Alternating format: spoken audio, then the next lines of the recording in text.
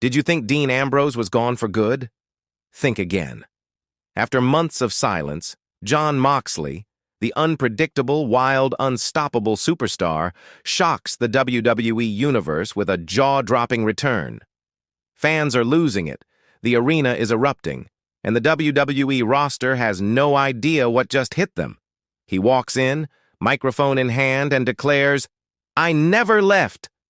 This is the moment every wrestling fan has been waiting for, and trust me, you do not want to miss it. Stick around because we're breaking down every insane detail of Dean Ambrose's epic comeback right here, right now. But what happens after the explosion? After the initial primal scream of shock and joy? What happens in the 5 seconds after he says it? "I never left." The cameras didn't show it, but if you were there, you felt it. The roar didn't just die down, it was sucked into a vacuum, a collective, arena-wide gasp. 10,000 people, all breathing in at the exact same moment. They had screamed for the ghost, and the ghost had answered. And now, nobody knew what to say. You could see the faces in the front row. They weren't just happy. They were confused. Their minds were trying to solve an impossible puzzle. We saw him leave. We saw him find a new life, a new name, a new, more violent identity elsewhere. And yet, here he stands. The man himself, Dean Ambrose, not as a memory, but as a present tense problem. He let the silence hang in the air, thick and heavy, like fog. He didn't smile. He didn't play to the crowd. He just watched. He watched the realization dawn on everyone's face. This wasn't a nostalgia trip. This wasn't a one-night-only appearance. This was an invasion. Not from another company, but from a different reality. The impossible had happened, and the silence that followed his words was louder than any cheer. It was the sound of an entire universe fracturing. Within seconds, the silence in the arena was replaced by a digital scream that wrapped around the globe. But this wasn't a unified celebration. It was a schism. The internet didn't just break, it split into warring factions. On one side, the sheer, unfiltered joy. The "I knew it" and "he's home" crowd. The fans who never stopped wearing the t-shirt, who kept that sliver of hope alive. For them, this was vindication. It was the return of the prodigal son, the one piece of the puzzle that had been missing for years. They shared the clip with shaking hands, their timelines flooding with old photos of the Shield, of his championships, of the man they called the lunatic fringe. But on the other side, there was suspicion and anger. This isn't real. It's a trick. What about his contract? What about the other place? This faction wasn't just confused. They felt betrayed. Had his entire journey, his rebellion, his quest for freedom, all been a lie? A long, elaborate storyline to bring him back here? The debates were not just arguments. They were deeply personal. People weren't just questioning the return. They were questioning their own judgment, their own emotional investment. The world was demanding answers, but the only person who had them was standing silently in the middle of a ring, having already set the world on fire with just 3 words. The digital wildfire was out of control, and it was burning down every fact we thought we knew. The fans saw the return, the internet saw the chaos, but the locker room, they saw a ghost. Imagine the scene backstage, the gorilla position, the staging area just behind the curtain. It's always chaotic. Producers yelling, wrestlers warming up, technicians scrambling. But not tonight. Tonight it was silent. Everyone was frozen, staring at the monitors. These are his peers, his friends, his brothers, and they had no idea. The disbelief was palpable. You would see one superstar, let's say Seth Rollins, turn to another, maybe Roman Reigns, looking for an explanation. But Roman isn't looking at Seth. He's just staring. Roman's face, the stoic, unshakable head of the table, was unreadable. Was it anger? Was it relief? Or was it the look of a grandmaster whose chessboard had just been kicked over by the one player he could never predict? This return didn't just affect the fans, it fundamentally altered the power structure of the entire promotion.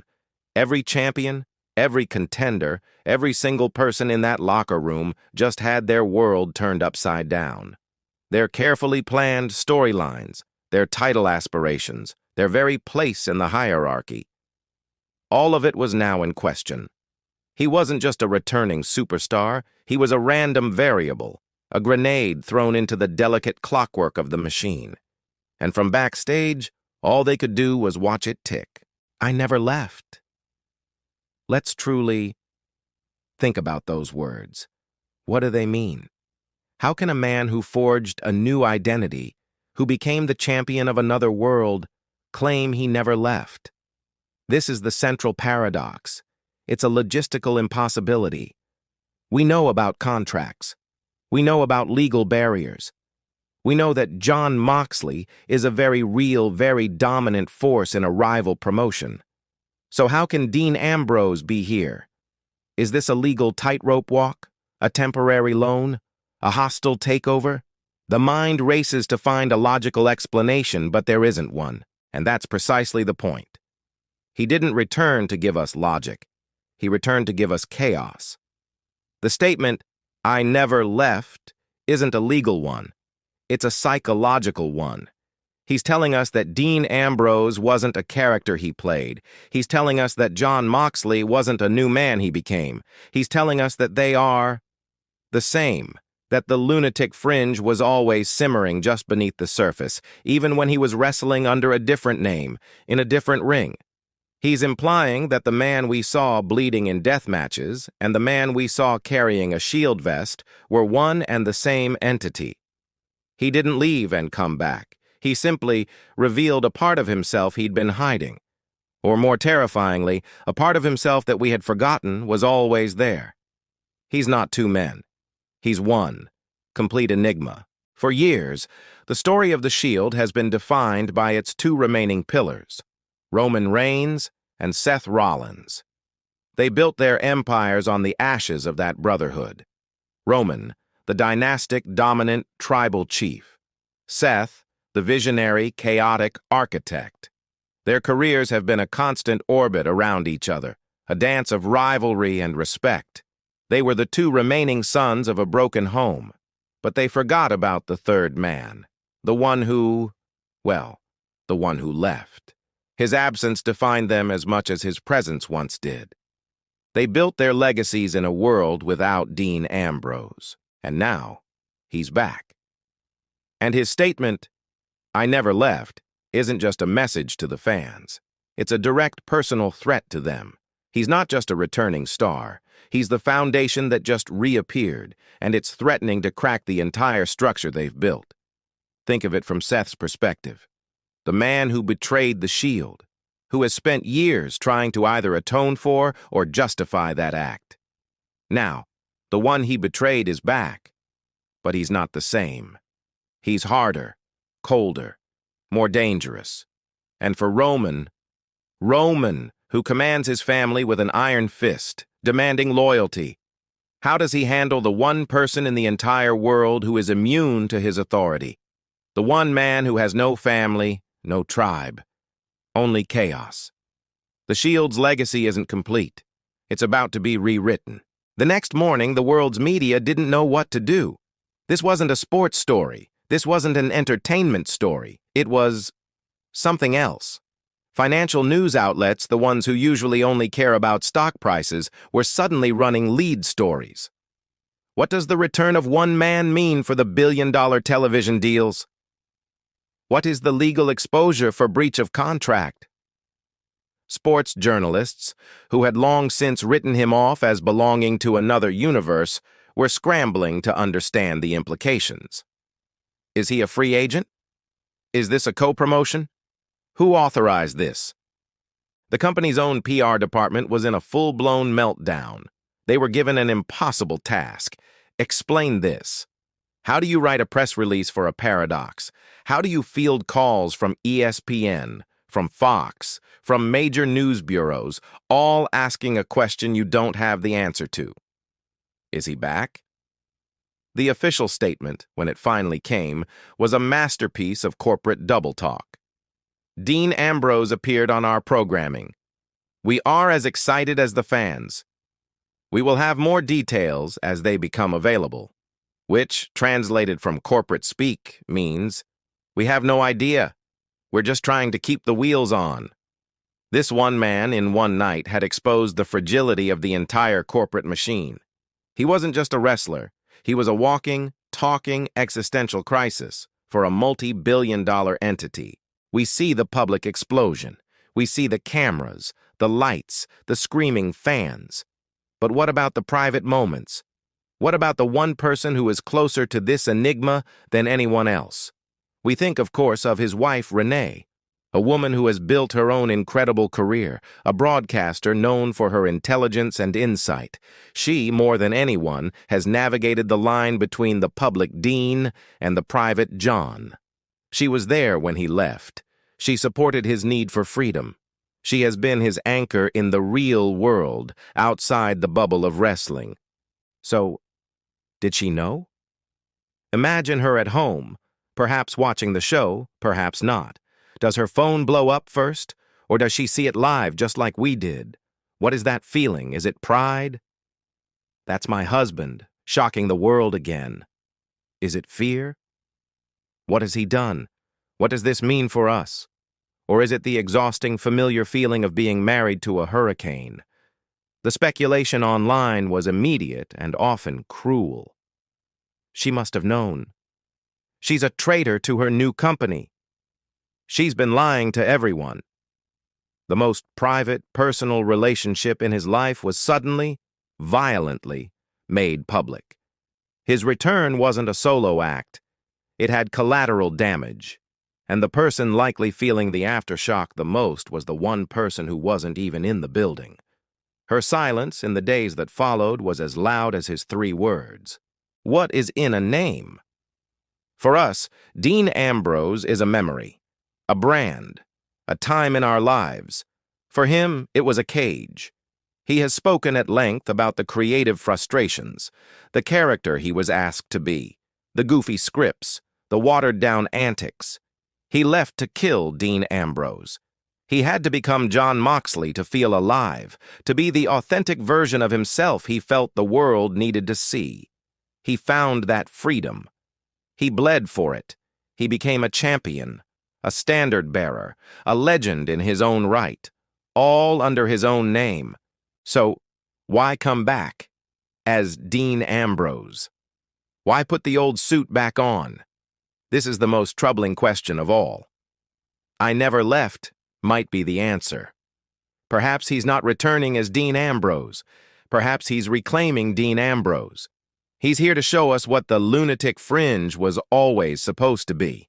Not a funny, prop-wielding sidekick, but the truly unhinged, dangerous, and unpredictable force of nature he always was, deep down. He's not here to play his greatest hits. He's here to remix the album, to take the name the company owns and infuse it with the violent, rebellious spirit of the man he owns. He's not just a ghost. He's a poltergeist. And he's here to remind everyone, you don't own your creations. They own you. The world waited. 1 week. The anticipation was unbearable. What would he do? What would he say? Would he be on the show? The program starts, and nothing. No music, no appearance. An hour goes by. Then 2. The fans in the arena are restless, chanting his name, but they are met with silence. The show is about to end.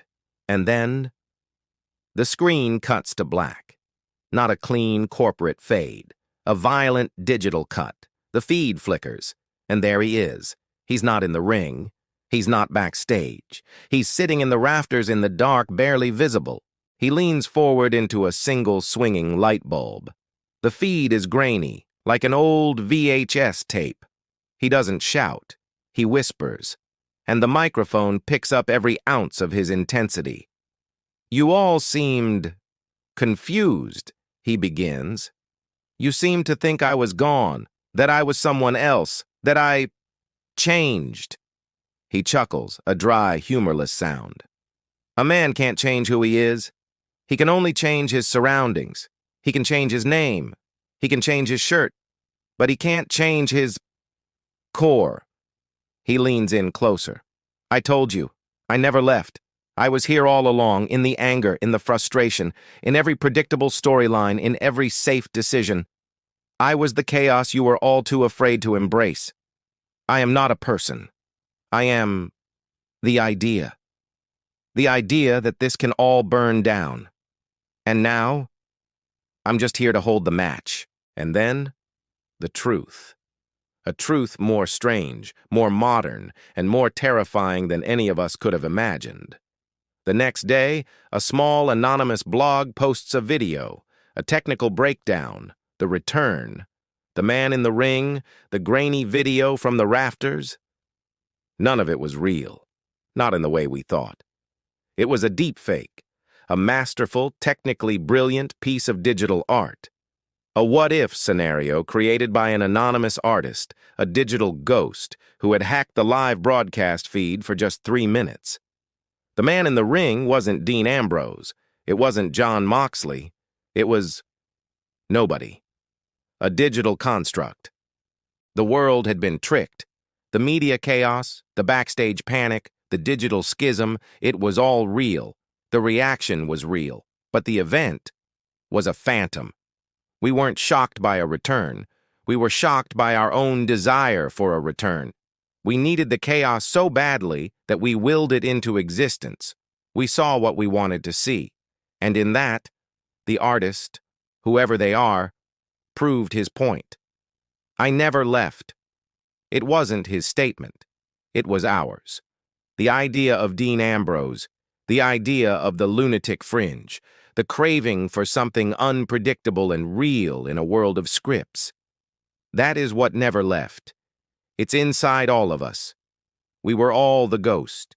And the scariest part is, if we could be fooled this easily, what else are we seeing that isn't really there?